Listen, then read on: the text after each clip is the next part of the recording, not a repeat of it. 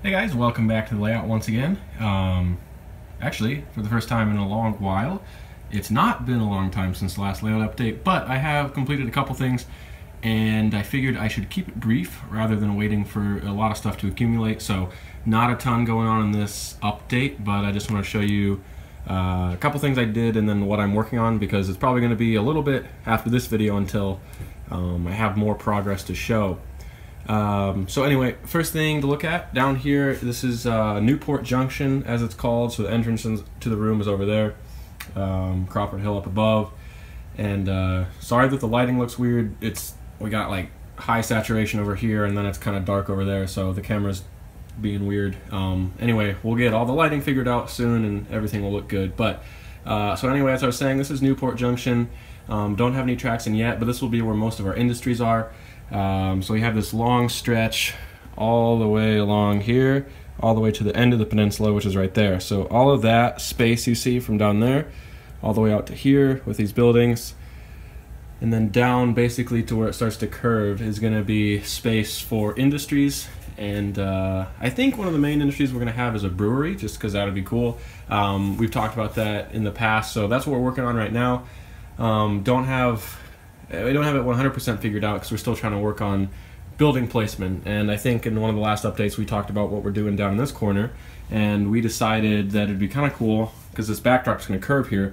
We'll do a cutout, and we just have a mock-up here. So behind this building, that track there is actually going to continue through the backdrop. So we have that building cut kind of at a curve, and then so that could probably be part of the brewery. Originally we had the brewery down at that end when we mocked it up, but I don't really know now. So I don't know. If you have any input, let me know.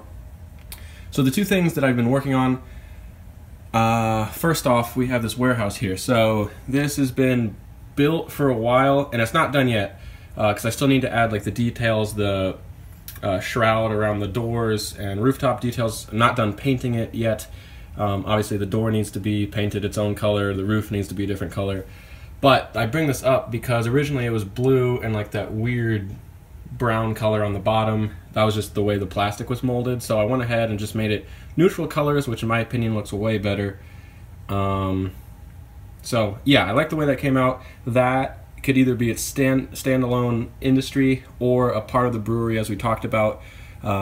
Maybe you guys have seen too, Walther's just came out with some new like modern industrial warehouse kits. So those look pretty cool. We might incorporate those, don't really know. So anyway, it's all still up in the air, but that's a little progress I made here on that building.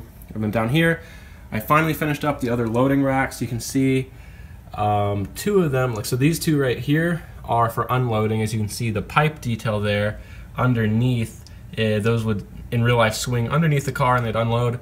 And then these two over here have the overhead loading pipes. So again, we have all these different components. I know we want to use these buildings and structures like we have here.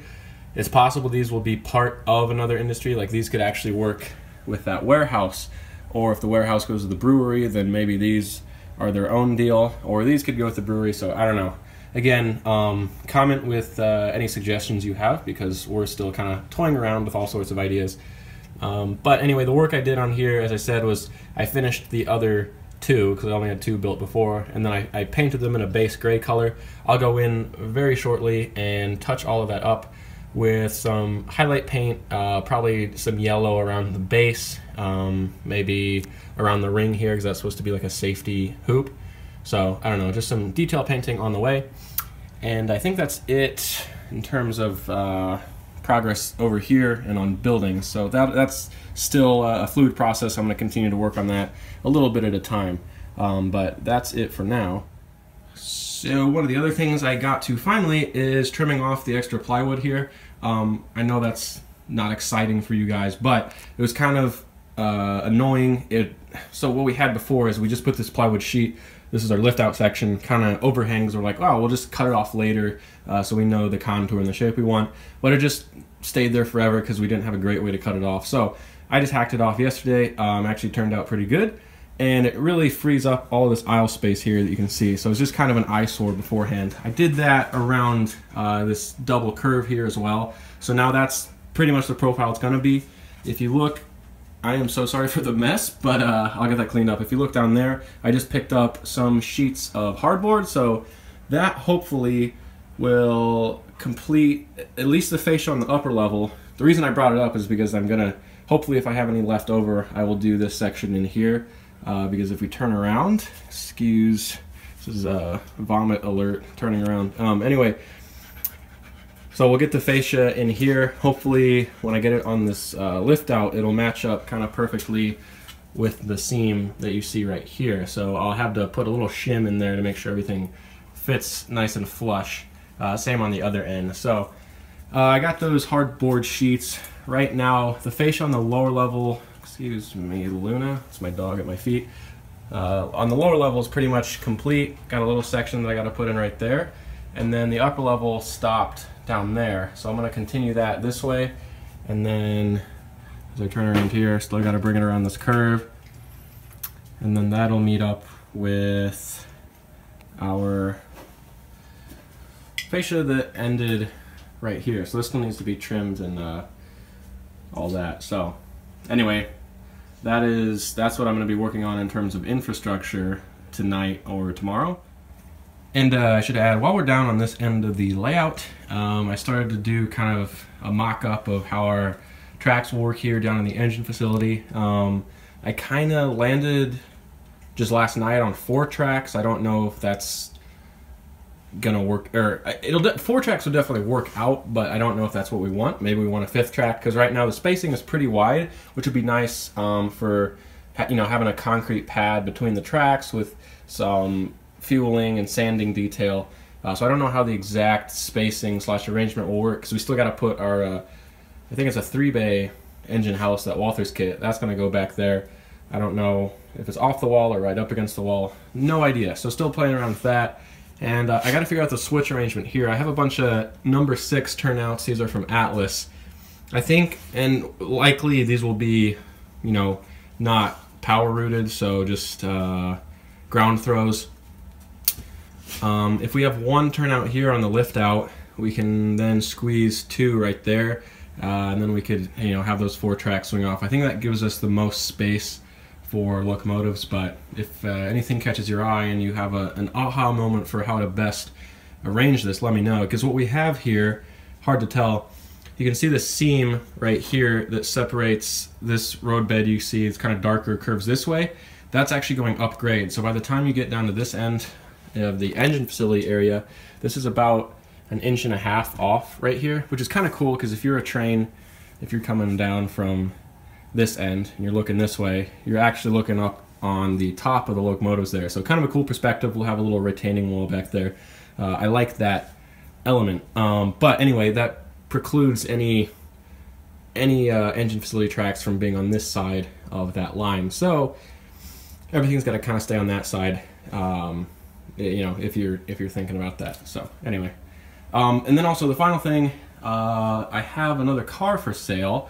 I have another one in the mail that I'm going to be working on soon, but just finished this guy up. Honestly, really happy with the way it turned out. It doesn't look great, right, like on video. I don't know, the colors aren't picking up well. I got really warm lighting inside, and those LEDs are pretty cool. So I think there's an odd mixture of light in here. So I'm going to put up the photos I took outdoors. I'll put those up right now and just kind of scroll through them.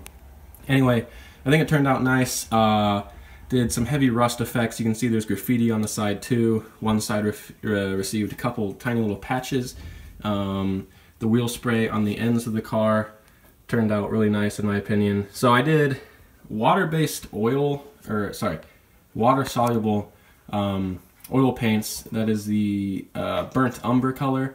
And I've been using oils for a while, but they're kind of annoying to use because you got to use some sort of solution like turpentine or terpenoid, and it just gets greasy and it never dries off. But the water-soluble oil paints are fantastic. I just discovered those.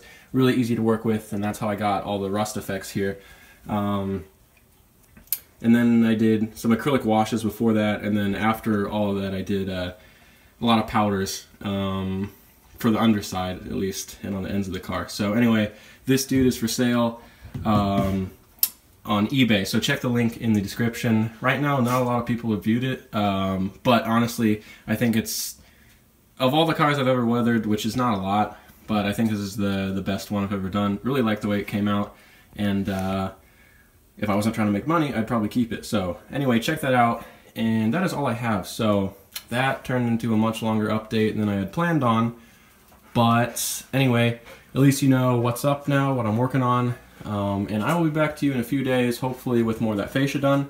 And after that, going back to the store, gonna get some 1x4s, because what you'll notice is back in the staging room, which is a complete mess as well, we don't have the upper staging in, and we need to finish the sub-road bed, which will come out of the wall there, snake its way right in front here, and meet up with the sub-road bed there, and that'll complete the upper level. So after the fascia's done, going back to the store, getting probably some more hardboard to finish the backdrop up here, plus the lumber for the rest of the upper level, and then we'll be rolling right along. So as always, guys, thank you so much for watching. That's all I have for this video, and I will see you guys next time.